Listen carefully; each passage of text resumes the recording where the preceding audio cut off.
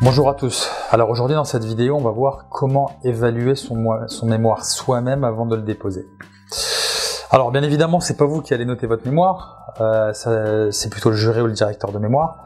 Ceci étant dit, vous pouvez déjà vous faire une première idée sur la valeur de votre mémoire et sur la note probable qu'il va obtenir. Alors la note, c'est impossible à dire, seul le jury le sait. On n'est pas dans la tête du jury au moment de l'évaluation, donc c'est impossible de savoir à la place du jury la note que vous allez avoir, mais vous pouvez déjà vous faire une idée, ou du moins un ordre d'idée sur la valeur possible de votre mémoire.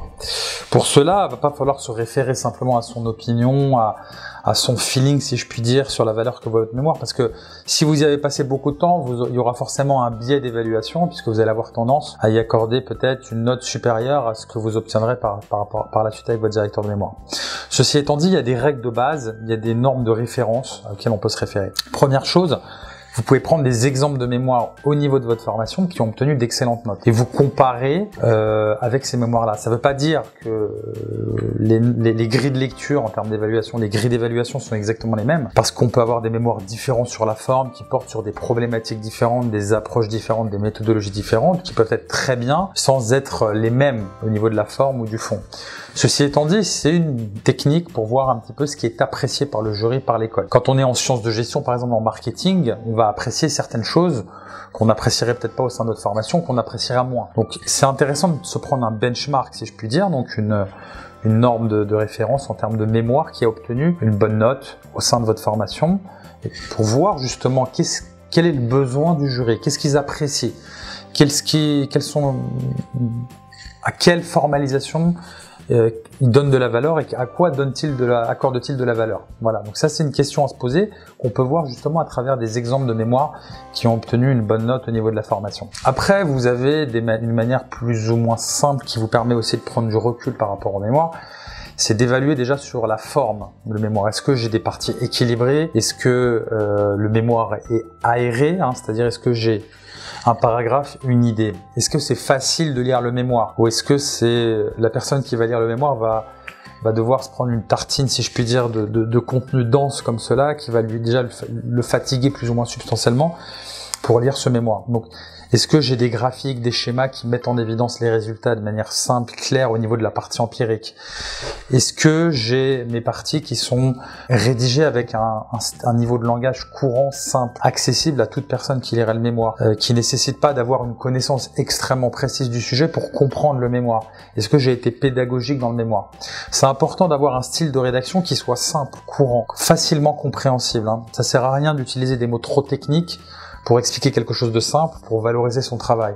On utilise un langage simple. Donc, est-ce que c'est facile de lire et de comprendre votre mémoire? Donc, il y a toujours des normes et des compromis à adopter en la matière. Est-ce que, en lisant en diagonale la revue de littérature de ma mémoire, je vois que j'ai utilisé que des références académiques, scientifiques?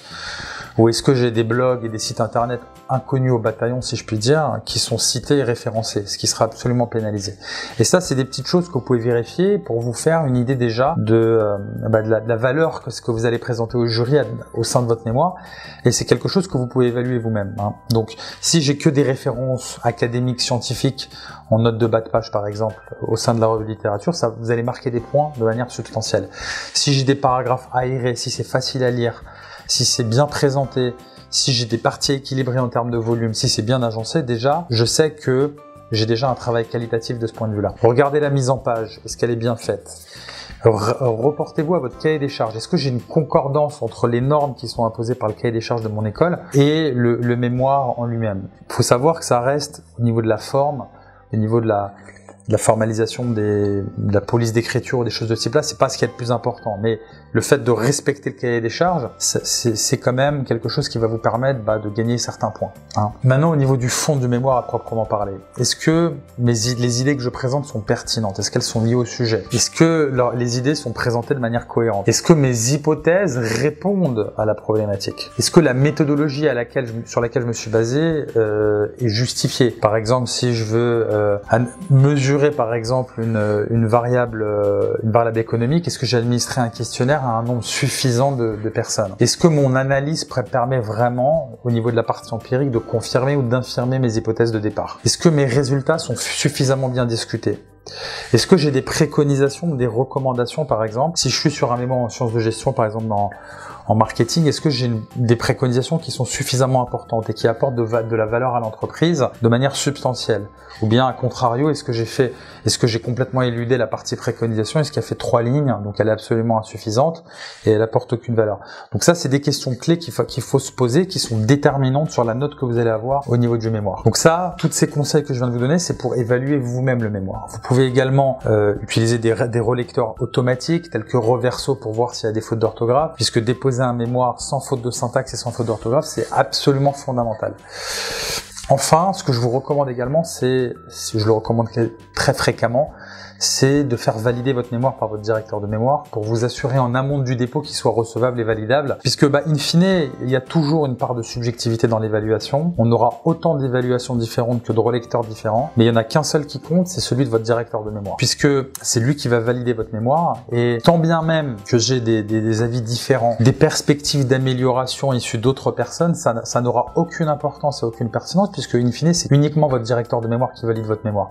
Donc en réalité, il n'y a que son point de vue qui compte à lui, donc c'est vraiment in fine, ça reste son point de vue que je vous recommande d'avoir, même si avant de lui soumettre votre mémoire, déjà vous pouvez évaluer vous-même votre mémoire en utilisant les quelques paramètres que je viens de vous citer dans cette vidéo.